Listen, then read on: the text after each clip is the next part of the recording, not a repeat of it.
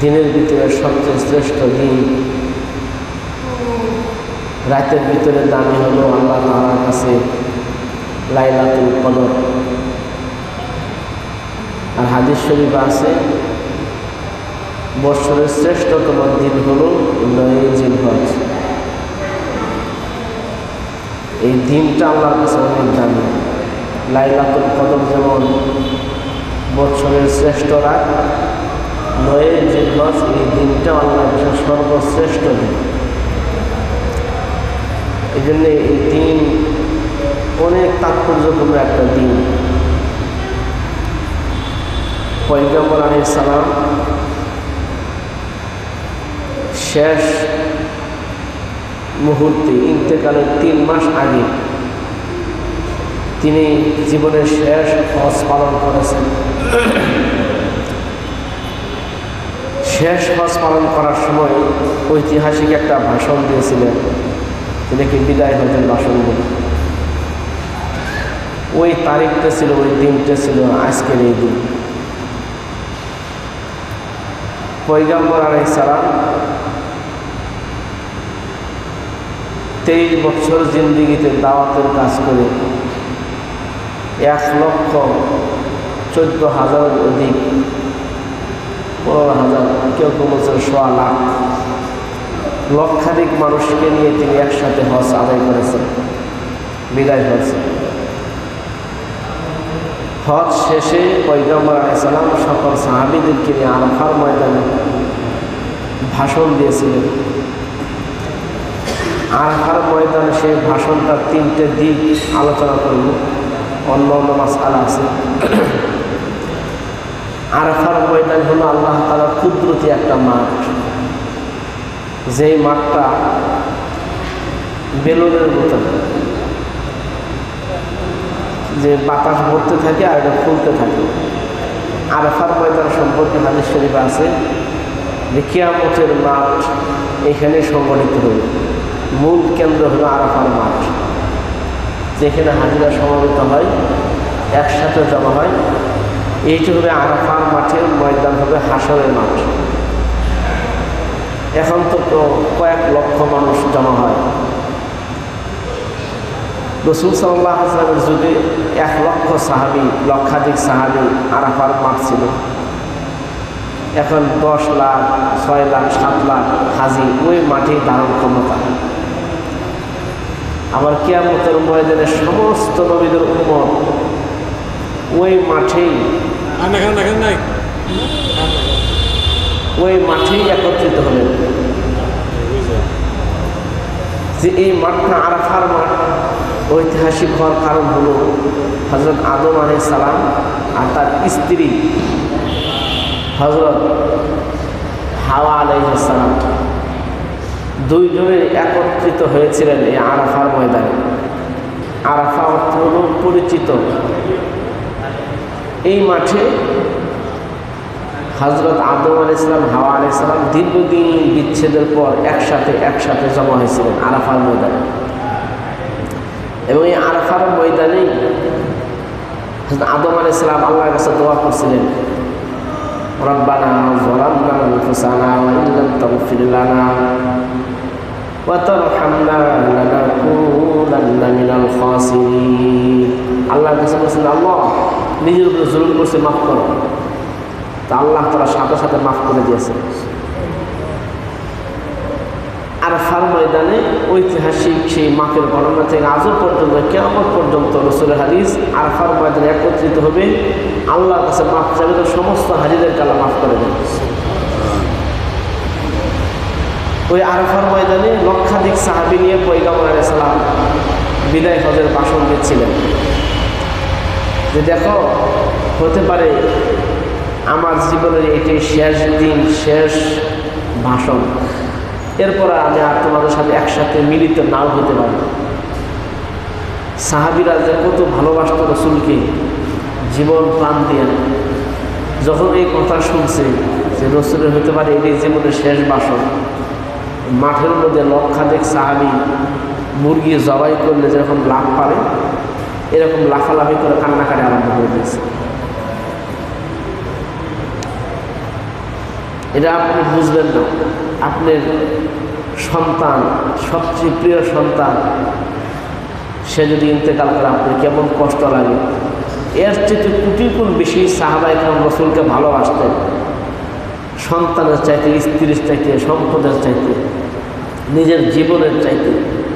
যখন শুনছে পয়গম্বর আর থাকবে না, কান্না রুল করে গেছে। পয়গম্বর আলাইহিস সালাম সকল সাহাবীদেরকে সান্ত্বনা দেওয়ার জন্য শুনলেন, বললেন, শোনো, আমি চলে যাচ্ছি, তোমাদের টেনশনের কোনো কারণ নাই, তোমরা বিপদগামী হবে না, গোমরা হবে না, আমার থেকে দূরে থাকবা না। আমার প্রতিনিধি দুইটা জিনিস রেখে যাচ্ছি, দুই জিনিস যারা আঁকড়ায় ধরবে তারা যেন আমার সাথে দুনিয়াতে বসবাস করল। দুই জিনিস, তারাকতু ফীকুম আমরাইন লান তাদিল্লু মা তামাসসাকতুম বিহিমা কিতাবাল্লাহি ওয়া সুন্নতি। দুই জিনিসের একটা হলো কিতাবুল্লাহ, আল্লাহর কিতাব, আমি নাই, আমার জায়গায় আল্লাহর কিতাব আছে। ওয়া সুন্নাত রাসূলি, আমি নাই, আমার সুন্নত রেখে গেলাম। এই দুই জিনিস যতদিন পর্যন্ত তোমরা আঁকড়িয়ে ধরবা, ততদিন তোমরা কখনো গোমরা হবা না, সিরাত মুস্তাকিমের পথেই থাকবা। দুই জিনিস রেখে গেছে। কয় জিনিস বলেন তো? দুই জিনিস কি কি? কোরআন এবং সুন্নাহ। যতদিন পর্যন্ত আঁকড়ে ধরবে বান্দা গোমরা হবে না। এইটা একটা ছিল। আর একটা ছিল, সমস্ত সাহাবীদেরকে লক্ষ্য করে রাসূল সাল্লাল্লাহু আলাইহি ওয়াসাল্লাম বললেন যে আমি কি আমার কাছে পৌঁছানো দিন তোমাদের কাছে পৌঁছাইতে পারছি? সকল সাহাবীরা এক বাক্যে উত্তর দিলেন, হ্যাঁ, আপনার কাছে যা পৌঁছেছে আপনি আমাদেরকে সুন্দর করে বুঝাই দিয়েছেন, পৌঁছাই দিয়েছেন। তখন আল্লাহ তাআলার কাছে আল্লাহ রাসূল সাক্ষী রাখলেন, সকল সাহাবীকে সামনে রেখে আল্লাহর কাছে বললেন, আল্লাহুম্মা শাহাদ, আল্লাহুম্মা শাহাদ, আল্লাহুম্মা শাহাদ। তিনবার বললেন, আল্লাহ তুমি সাক্ষী থাইকো, আমার লক্ষাধিক সাহাবী সাক্ষ্য দিয়েছে আমি তাদের কাছে তোমার দিন পরিপূর্ণ পৌঁছায় দিয়েছি। পয়গম্বর আলাইহিস সালামের কথা শেষ হতে না হতে আল্লাহ তাআলার পক্ষ থেকে একটা আয়াত নাযিল হয়ে গেল, সর্বশেষ আয়াত, আল-ইয়াওমা আকমালতু লাকুম দীনাকুম ওয়া আতমামতু আলাইকুম নি'মাতি ওয়া রাদিতু লাকুমুল ইসলাম দীনা। আল-ইয়াওমা আকমালতু লাকুম দীনাকুম, আজ আমি তোমাদের জন্য দিনকে পরিপূর্ণ করে দিলাম। এর ভিতরে ঢোকানোর সুযোগ নাই, বের হওয়ার সুযোগ নাই। যত দিনের ইবাদত আছে, যত হুকুম আহকাম আছে, সব পরিপূর্ণ। আল-ইয়াওমা আকমালতু লাকুম দীনাকুম ওয়া আতমামতু আলাইকুম নি'মাতি, আমার নিয়ামত পরিপূর্ণ করে দিলাম। ওয়া রাদিতু লাকুমুল ইসলাম দীনা, এবং দিন ইসলাম, দিন ধর্ম, ইসলাম ধর্মকে আমি আমার একমাত্র ধর্ম হিসেবে মনোনীত করে দিলাম। তিনটে বিষয়, সর্বশেষ বিষয় খুবই গুরুত্বপূর্ণ, যে মানুষের জন্যে মানুষ মনে করে হিন্দু তো একটা ধর্মই, বৌদ্ধ তো একটা ধর্মই, ওইটাও তো ধর্ম, ওইটাও তো ধর্ম। যত ধর্ম আছে এগুলো কোনো ধর্ম নেই, সব বাতিল, নষ্ট। ইসলাম ধর্ম ছাড়া কোনো ধর্মে আল্লাহর কাছে গ্রহণযোগ্য না, সব বাতিল। যদি কোনো ব্যক্তি ইসলাম ধর্ম থাইকে অন্য ধর্মের মহাব্বত করে, তার রীতিনীতি অনুসরণ করে, তাহলে সে বেঈমান হয়ে যাবে। এই জন্য অন্য ধর্মের শুভ কামনা করা জায়েজ নাই। শুভ কামনা মানে এই যে ঈদ উল আজহা আসতেছে, কোনো সময় কি দেখছেন হিন্দু বৌদ্ধ তারা কোনো সময় ফেসবুকে লিখে যে ঈদ উল আজহার শুভেচ্ছা জানাইলাম? ঈদ উল আজহা উপলক্ষে শুভেচ্ছা দেশবাসী, এরকম হিন্দু কেউ লেখছে দেখছেন কোনোদিন? কিন্তু মুসলমানের সন্তান মূর্তি পূজা আসলে লেখে যে অমুক পূজার শুভেচ্ছা, লেখে না? বলেন শুধু লেখে না, সাইনবোর্ড দিয়ে দেয়, ছবি দিয়ে, শারদীয় দুর্গা পূজার শুভেচ্ছা যায়। শুভেচ্ছা এটা যেই দিক, নেতা দিক, বড় দিক, যেই দিক, হিন্দু ধর্মে অন্য ধর্মীয় শুভেচ্ছা জানানোর অর্থ হলো, শুভেচ্ছার অর্থ হলো শুভযোগ ইচ্ছা, অর্থাৎ আমি মঙ্গল কামনা করলাম। কি কামনা করলাম?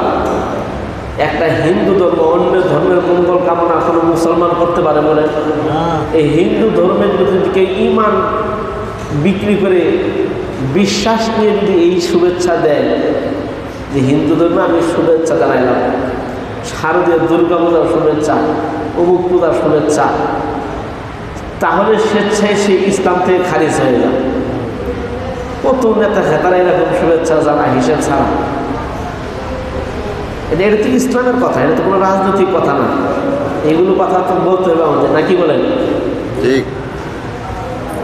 এই জন্য কোনো ধর্মের প্রতি কারোর যে মহাব্বত থাকে, এই জন্য সে শুভেচ্ছা জানাইতে পারবে না, ওই ধর্মের মহাব্বত রাখতে পারবে না, জায়েজ নেই। পয়গম্বর আলাইহিস সালাম বিদায় হজের পাশে স্পষ্ট করে দিয়ে গেলেন, আল-ইয়াওমা আকমালতু লাকুম দীনাকুম ওয়া আতমামতু আলাইকুম নি'মাতি ওয়া রাদিতু লাকুমুল ইসলাম দীনা। আল্লাহ তাআলা বলেন, সমস্ত মানুষের জন্য, শুধু মুসলমানের জন্য না, পৃথিবীর যত ধর্ম আছে সমস্ত মানুষের জন্য আমি ইসলাম ধর্মকে মনোনীত করলাম। যেই ধর্ম আল্লাহ মনোনীত করছে সেটা ইসলাম, এছাড়া বাকি সমস্ত ধর্ম সব জাহান্নামী। বিদায় হজের বাসন 2 নম্বর পয়েন্ট ছিল এটা।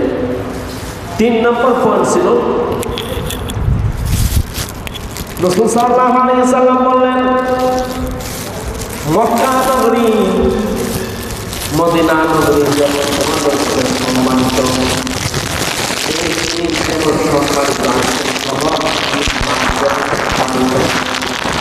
আরাফাত যেমন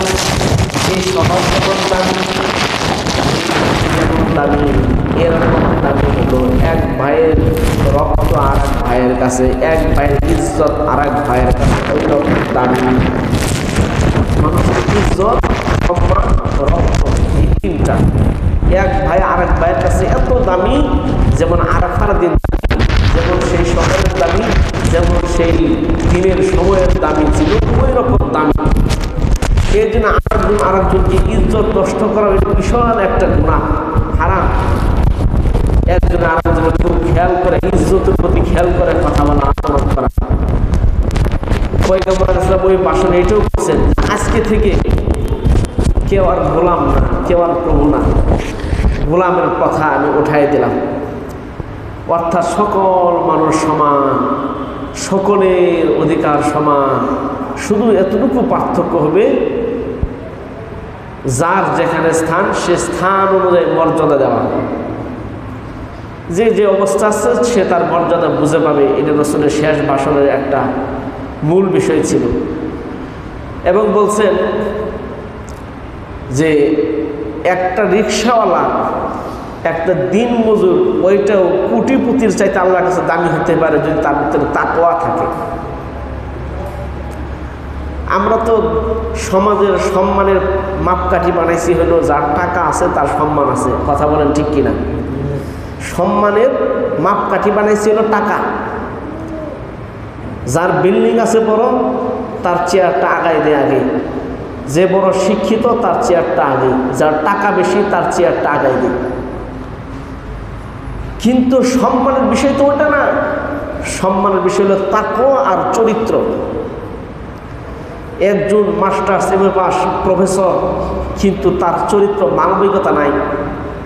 মানুষের সাথে কথা বলে এমনভাবে যে মানুষ কষ্ট পায়, সে মর্যাদা আল্লাহর কাছে তার 1 পয়সারও দাম না। সম্মানের পাত্র হলো ওই জিনিস, মানুষ চরিত্রের কাছে তাকওয়াওয়ালা হবে এবং চরিত্র হবে মুহাম্মদ রাসূলুল্লাহ সাল্লাল্লাহু আলাইহি ওয়াসাল্লামের চরিত্র থাকবে। যার চরিত্র নাই, সে যদি সম্মানওয়ালা, টাকাওয়ালা হন, বাড়িওয়ালাও হন, সে যদি এমএ ডিগ্রি ডক্টরেটও পাশ করে, আল্লাহর কাছে কোনো দাম নাই। এই জন্য ইন্না আকরামাকুম ইনদাল্লাহি আতকাকুম, পয়গম্বর আল্লাহ তাআলা কোরআনের বাণী, ইন্না দামি হলো ওই ব্যক্তি, আল্লাহর কাছে সবচাইতে সম্মানিত ওই ব্যক্তি। ইন্না আকরামাকুম ইনদাল্লাহি আতকাকুম, তোমাদের ভিতরে যে সবচাইতে তাকওয়াবান, সবচাইতে চরিত্রবান, ওর কাছে দাম, ওই ব্যক্তির দাম আল্লাহর কাছে হাজারো কোটিপতি, হাজারো টাকাওয়ালার চাইতে বেশি দাম। এই জন্য আমাদের চরিত্র আসল, আমাদের তাকওয়া হলো আসল। মাপকাঠি হবে সম্মানের চরিত্র এবং তাকওয়া। যার চরিত্র ভালো, যে আল্লাহওয়ালা, তাকে সম্মান করা প্রত্যেকটা মুমিনের জন্য মুস্তাহাব। আর জানের জুলুম, টাকার ভয়ে বড় হয়েছে, মাতাব্বর হয়েছে, কিন্তু মানুষের উপর জুলুম করে, কথায় কথায় মানুষকে কষ্ট দেয়, সম্মান, মানুষকে ঘৃণা করে, রিক্সাওয়ালাকে ঘৃণা করে, শ্রমিককে ঘৃণা করে, এই সমস্ত মানুষ আল্লাহর কাছে এক পয়সারও দাম নাই। তাহলে এটা থেকে আমরা মেসেজ পাইলাম যে ইজ্জতে দেনওয়ালা, ইজ্জতের মালিক, সম্মানের লোক ওই ব্যক্তি, সম্মান পাওয়ার উপযুক্ত ওই ব্যক্তি যার চরিত্র ভালো, যে আল্লাহর কাছে তাকওয়াওয়ালা, আল্লাহকে ভয় করে চলে। পয়গম্বর আলাইহিস সালাম বিদায়ী হজের ভাষণে কথাটাই বলছেন,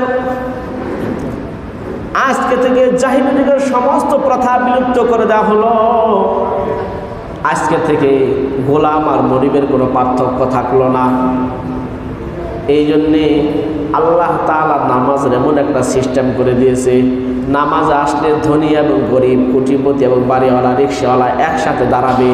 ঠিক নামাজের মধ্যে যেমন কোনো পার্থক্য থাকে না, ঠিক মানুষের মৌলিক অধিকারে কোনো পার্থক্য থাকতে পারে না, সবাই সমান। এর বিদায় হজ্জের ভাষণের মূল 3টা পয়েন্ট গেল। এখন আসি আমরা তাকবীরে তাশরিক, যে কিভাবে তাকবীরে তাশরিকরা আসলো। যে আজকে ফজর থেকে শুরু হয়েছে মাসআলা। আজকে ফজর থেকে প্রত্যেক ফরজ নামাজের পর একবার আল্লাহু আকবার, আল্লাহু আকবার, লা ইলাহা ইল্লাল্লাহু, আল্লাহু আকবার, আল্লাহু আকবার, লিল্লাহিল হামদ, প্রত্যেক নামাজের পরেই জোরে জোরে একবার বলা ওয়াজিব, নারী পুরুষ সকলের জন্য। অনেকে বলে না, চুপ করে বসে থাকে, যে নফল না, না বললে গুনাহগার হবেন। প্রত্যেকেরই বলতে হবে, জোরে বলতে হবে। প্রত্যেক নামাজ, ফরজ নামাজের পরেই একবার বলতে হবে। এবং হাদিস শরীফ আছে, শুধু নামাজ নয়, নামাজের যে বাহিরের সময়টুকু আছে এটুকু বেশি বেশি এই তাকবীর বলা, আস্তে আস্তে। আল্লাহু আকবার, আল্লাহু আকবার, লা ইলাহা ইল্লাল্লাহু, আল্লাহু আকবার, আল্লাহু আকবার, লিল্লাহিল হামদ। আজকে ফজর থেকে শুরু হয়েছে, ঈদের পরে আরো 3 দিন। ঈদ হইল শনি, রবি, সোম, মঙ্গল। মঙ্গলবার দিন আসর পর্যন্ত চলবে। আজকে ফজর থেকে মঙ্গলবার কোন পর্যন্ত? আসর পর্যন্ত একবার বলা ওয়াজিব। যদি বেশি বেশি বলে সমস্যা নাই, কমপক্ষে একবার বলা ওয়াজিব। মহিলারা ঘরে আস্তে আস্তে বলবে, পুরুষরা জোরে জোরে বলবে। এই তাকবীর বলা প্রত্যেকের জন্য ওয়াজিব। যদি কোনো ব্যক্তি নামাজে 1 রাকাত পায় নাই, সকল মুসল্লি আল্লাহু আকবার বলে ফেলছে তাকবীর, তাহলে সে 1 রাকাত করে শেষ করে একা একা বলবে, নিজের কানে যেন শোনা যায় এতটুকু উচ্চ আওয়াজে বললে আদায় হয়ে যাবে। একা একা নামাজ পড়লে আদায় করতে হবে, জামাতে পড়লেও পড়তে হবে। যে কোনো অবস্থায় এই তাকবীর মিস করা যাবে না। ঠিক আছে তো ইনশাল্লাহ? 3 নম্বর আসি, আমরা পশুর বিষয়ে কিছু কথা বলবো। কি কি বিষয়, পশুর কোন কোন জিনিস খাওয়া যায় না, আর জবাই করার পদ্ধতি কি। কয়েকটি বিষয় মাসআলা সামনে আসতেছে, সবই গুরুত্বপূর্ণ। যেই পশুর যে জিনিসগুলো খাওয়া যায় না সেগুলো হলো আপনার রক্ত। পশুর রক্ত, কোনো রক্তই মুসলমানদের জন্য জায়েজ নেই, রক্ত খাওয়া জায়েজ নেই। যেগুলো হলো পুলিঙ্গ বা স্ত্রীলিঙ্গ, গরুর, ছাগলের যে লিঙ্গ আছে এগুলো খাওয়া জায়েজ নেই। তারপরে রক যদি কেউ রক্ত বের করে খায়, এটা জায়েজ নেই।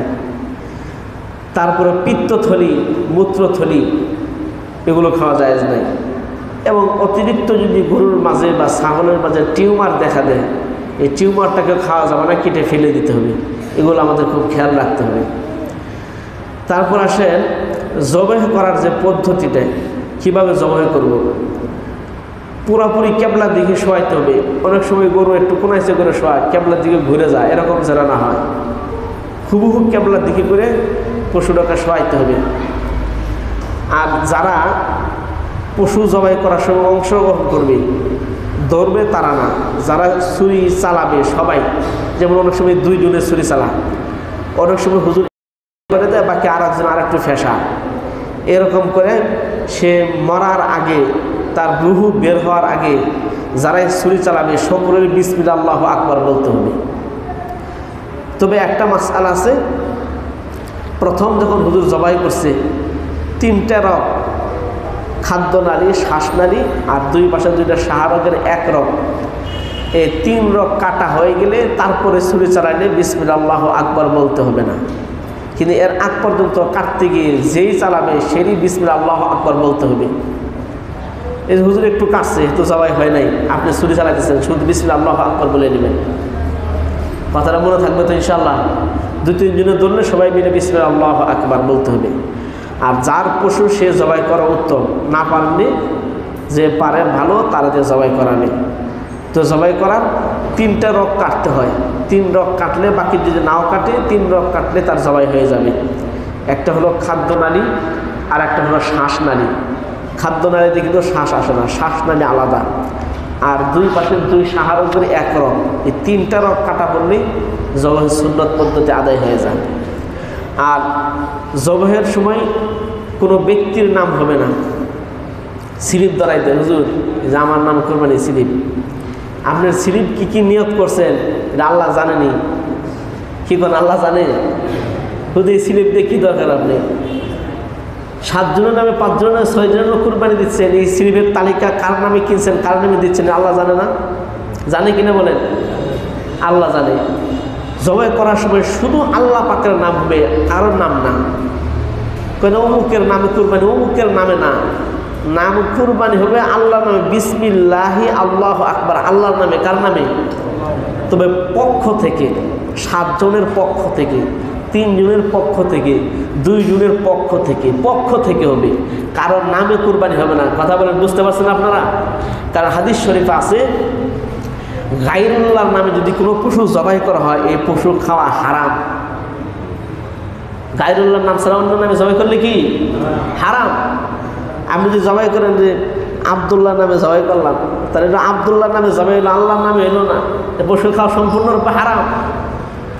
পশু জবাই করতে হবে আল্লাহর নামে, পক্ষ থেকে, 7 জনের পক্ষ থেকে, অমুক অমুক অমুক অমুকের পক্ষ থেকে, আল্লাহর নামে। কার নামে? এমন রাখতে হবে। আর তালিকা কি এটা আপনি জানেন, আল্লাহ তাআলা জানে। কার নামে দিচ্ছেন এর নিয়ত আল্লাহ তাআলা দেখতেছে। 5 জনের নামে না 3 জনের নামে তালিকা করার কোনো দরকার নেই। তালিকা হুজুরের দেওয়া লাগবে না, হুজুরের মুখস্থ করা লাগবে না। এমন আছে 7 জনের নাম দিচ্ছে, নিয়ে হুজুর তালিকা দিয়েছে, মুখস্থ করা লাগে, অমুক অমুক মুখস্থ তারা জবাই করে না। মুখস্থ করার কোনো দরকার আছে? কি নিয়ত দিচ্ছেন, কার নামে দিচ্ছেন, সব আল্লাহ তাআলা জানেন। এই জন্য পক্ষ হবে লোক, আর নাম হবে আল্লাহ তাআলা। আল্লাহর নাম ছাড়া যদি কেউ জবাই করে, এই পশু খাওয়া জায়েজ নাই, সম্পূর্ণরূপে হারাম। তারপর আসেন চামড়ার মাসআলা এবং শরীকের মাসআলা, গোশত বন্টনের মাসআলা। চামড়া এটা সম্পূর্ণ গরিবের হক। যদি কেউ চামড়া খেতে পারে, যেমন খাওয়া জায়েজ আছে, উপরে লোম ফেলাই দিয়ে, যেমন আমরা মুরগির চামড়া খাই না, মুরগির চামড়া দেখছেন যে আগুনতে পশম তুলে সুন্দর করে চামড়া খুব সুস্বাদু খান, ঠিক এরকম করে গরুর চামড়া আপনি খাইতে পারবেন, জায়েজ আছে। তবে যদি এটা আপনি দান করেন, বিক্রি করেন, সম্পূর্ণ টাকা গরিবকে দিতে হবে, সম্পূর্ণ টাকা গরিবের জন্যে। পশুর কোনো জিনিস, কুরবানির পশুর কোনো জিনিস বিক্রি করা জায়েজ নয়, কুরবানি নষ্ট হয়ে যাবে। যেমন কেউ খুর বিক্রি করতে পারে, শিং বিক্রি করতে পারে, চুল বিক্রি করতে পারে, অথবা কেউ আছে অন্য গোশ বিক্রি করতে পারে। এরকম কোনো জিনিস যদি কেউ কাউকে বিক্রি করে, কুরবানি পুরাটাই নষ্ট। কুরবানির পশুর গোশতের দাম বিনিময় নাই, এটা এমন আল্লাহর কাছে দাম। হাদিস শরীফে আছে, ইন্নাহু লা ইয়াতি বিকুরুনিহা ওয়া আশআরিহা ওয়া আসলাফিহা।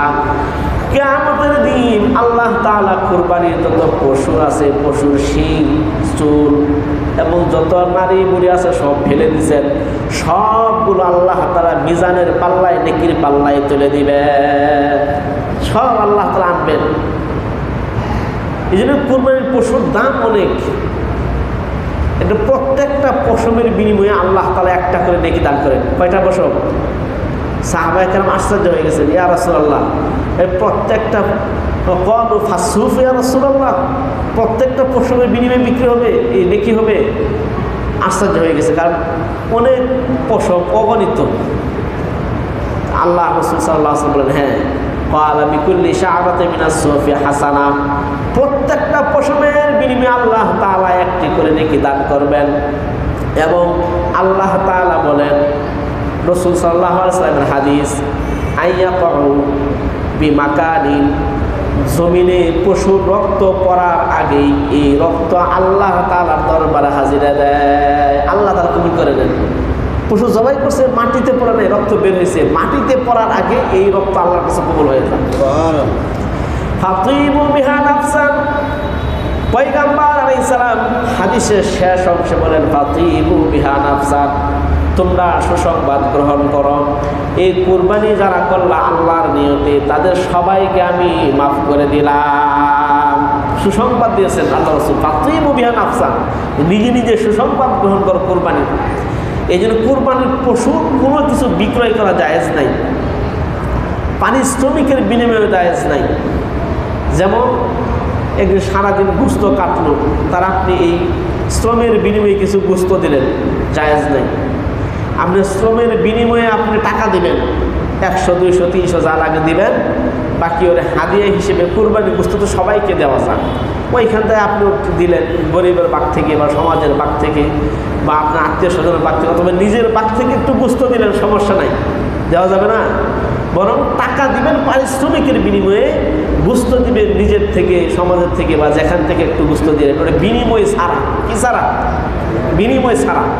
যে কাজ করছে এই জন্য দিতে হবে এটা না, কাজের বিনিময়ে টাকা দিছি, ফুরাই নেবেন প্রয়োজনে, ফুরাই নেওয়া আরও উত্তম। কিন্তু জানেন, ফুরাই না নিলে তার মনের ভিতরে একটু খারাপ থাকতে পারে, সারাদিন কাজ করলাম মাত্র 300 টাকা দিল, তা আপনি কুরবানি করলেন এত টাকা দিয়ে, আর যে কাজ করছে তার মনটাকে কষ্ট দিয়ে দিলেন, এটা কেমন হলো বলেন তো? এই জন্য ফুরাই নেওয়া উত্তম, যে সারাদিন কাজ করবো 500 টাকা দিন, 300 টাকা দিন, তাহলে তার মনেও কোনো কষ্ট নাই, আপনার মনেও কোনো কষ্ট নেই। 300 টাকা দিয়ে দিলেন, সে ভাবছে আমার টাকাই দেবে, গোশত আর দিবে না। তারপর আপনার পক্ষ থেকে যদি আধা কেজি 1 টুকরা গোশত দেন, সে আনন্দে উৎফুল্লে শুকরিয়া আদায় করবে, কথা বলেন ঠিক কিনা? এই জন্যে আপনি ফুরাই দেবেন, 300 টাকা, 400 টাকা, 500 টাকা ফুরাই নিয়ে কাজ করাবেন, লাস্টে আপনার থেকে একটু গোশত দিয়ে দিলেন বিনিময় ছাড়া। এই হলো আপনার গোশতের মাসআলা। আর গোশত যখন আমরা 3 ভাগ করা, এটা কোরআন হাদিস দ্বারা প্রমাণিত মুস্তাহাব, তবে বাধ্যতামূলক না। এটা মাসআলা হলো বাধ্যতামূলক না, 3 ভাগ করতেই হবে, এটা বাধ্যতামূলক না। কিন্তু বৎসরের একটা দিন আপনি মানুষকে দান করবেন, মানুষকে খাওয়াবেন। কোরআন শরীফে আছে, ওয়াতইমুল বাঈসাল ফাকির, এরকম আরেকটা আয়াত আছে। ওই আয়াতের আলোকে ফুকাহে কেরাম কুরবানির গোশতকে 3 ভাগ করতে বলছেন, আত্মীয় স্বজন, সমাজের গরিব এতিম এবং নিজে। এখন একটা মাসআলা আছে যে আমি কুরবানি করলাম, আমার গোশতটা সমাজে দিলাম, ওটা থেকে আবার আমার কাছে রিটার্ন আসে কিনা এরকম বলেন।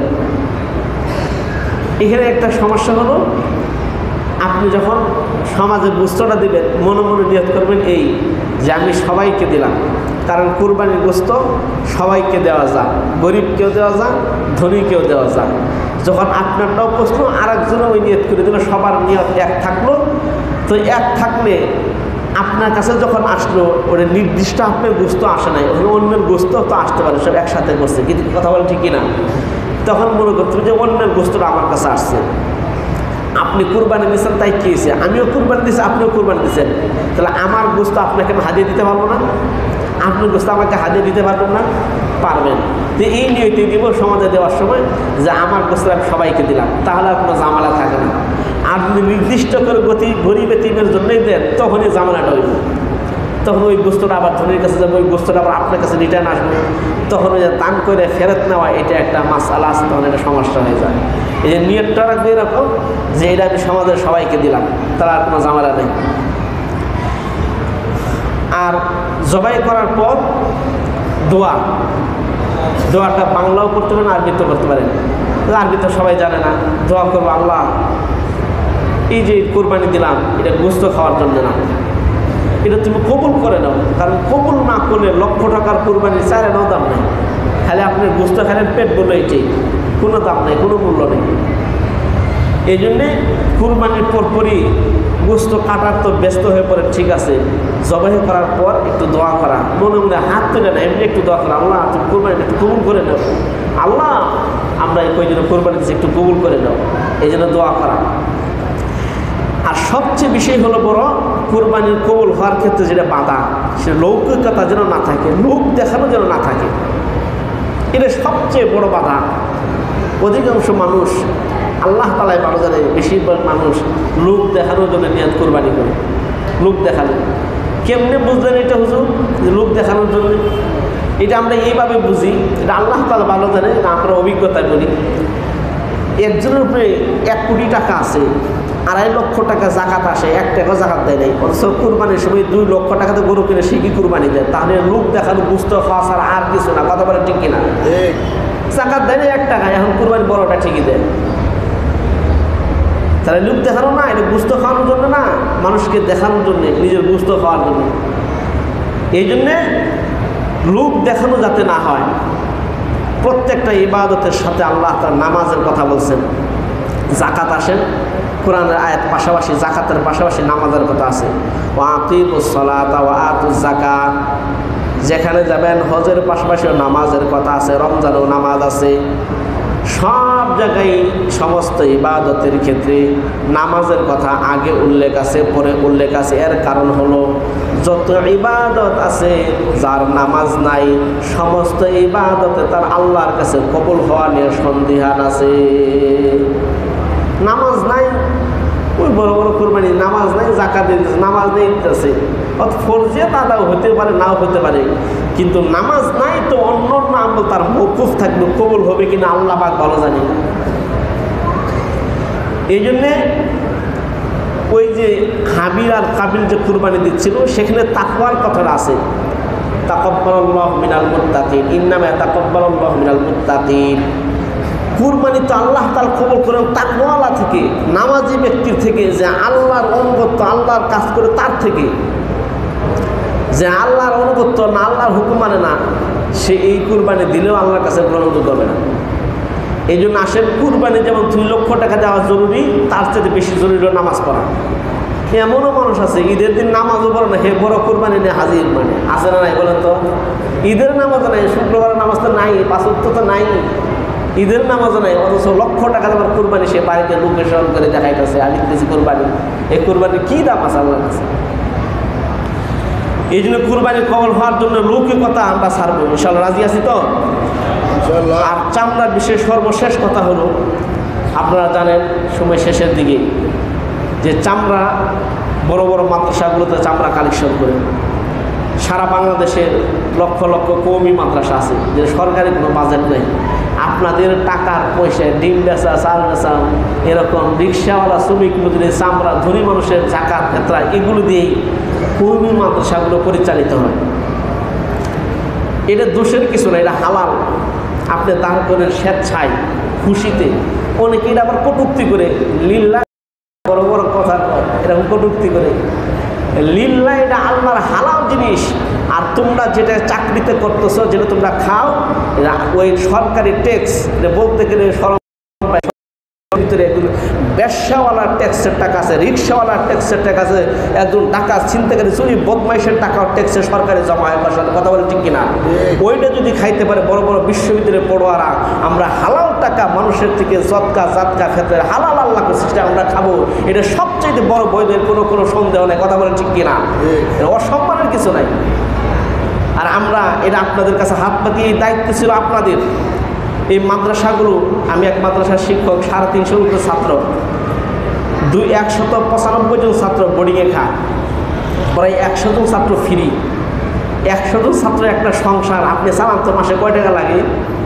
3 দিনের সংসার সাথে 20,000 টাকা হয় না, 30,000 টাকা হয় না, হুজুর নাই। 100 জন ছাত্র ফ্রি খায়, তাদের 3 বেলা খাবার, চাউল ডাউল থেকে শুরু করে সব হিসাব করে কত লাগে। এই সম্পূর্ণ খরচ মাদ্রাসা বহন করছে আপনাদের টাকা থেকে। লক্ষ লক্ষ টাকা খরচ বছরে কই থেকে আসে? সরকারি কোনো বাজেট নাই, কারণ আপনাদের পয়সার আপনাদের 1 টাকা 2 টাকায় দিয়ে এগুলো চলে। যে আপনাদের কাছে অনুরোধ থাকবো, এখানে দিন জিন্দা হয়, আল্লাহ ওয়ালা তৈরি হয়, মুস্তার ইমাম মুহাদ্দিস তৈরি হয়, এদের কাছে আপনার টাকাটা গেলে সদকায় জারিয়া সব পাবেন। কুরবানির সব তো পাবেনই, যে সবটা দান করছেন, অতিরিক্ত সব হলো দিন শিক্ষার একটা কেন্দ্রকে সহযোগিতা করলেন, একজন আলেম তৈরি হবে, একজন হাফেজ কোরআন তৈরি হবে, সে আরেকজনকে শিখাবে, আরেকজনকে শিখাবে, কিয়ামত পর্যন্ত শিক্ষা চালু থাকবে, আপনি কবরে বসে বসে একটা সবের অংশ পেতেই থাকবেন। এই জন্য চামড়ার টাকাটা ইনশাল্লাহ মাদ্রাসায় লীলামণিকে মাদ্রাসায় পুরা সম্পূর্ণ চামড়া দিয়ে দেওয়া, এটা আপনাদের কাছে অনুরোধ থাকলো। আমার মাদ্রাসায় যেহেতু মসজিদের ইমাম, আপনাদের কাছে অনুরোধ থাকলো, আমার মাদ্রাসা আপনাদের এই কুরবানির চামড়াটা দিয়ে দিবেন। আমরা আমাদের ছাত্র নিয়মিত আছে, কুরবানির দিন আপনাদের ধারে ধারে যাবে। আর যদি না দেন তাহলে আপনি বুঝাই দিবেন যে এটা বিক্রি করবো, কিছু টাকা দেবো, কিন্তু ধমক দিবেন না, কারণ তারা নিজের জন্য যায় না, মাদ্রাসা শেখানোর স্বার্থে তারা আনন্দ আছে, মা বাবা আছে, সব কিছু বিসর্জন দিয়ে এখানে দিনের কাজ করে। দিনের কাজ উচিত ছিল আপনার করা, কারণ দিনের কাজ আপনি টিকিয়ে রাখবেন, সমস্ত মুসলমানের কাজ, কিন্তু আমরা সেই কাজ করি। এই জন্য ধমক দিবেন না, বা দিনে করে দিব বা কিছু ধমক দিবেন না, সুন্দর করে বোঝাই বলবেন। এই জন্য সবার কাছে অনুরোধ থাকলো, সকলের কুরবানির চামড়া যেটা মাদ্রাসায় পায়, যে আপনাদের অনুরোধ থাকলো ইনশাআল্লাহ যারা সুন্নত করিবে তার কাছে সুন্নত করে নেবেন।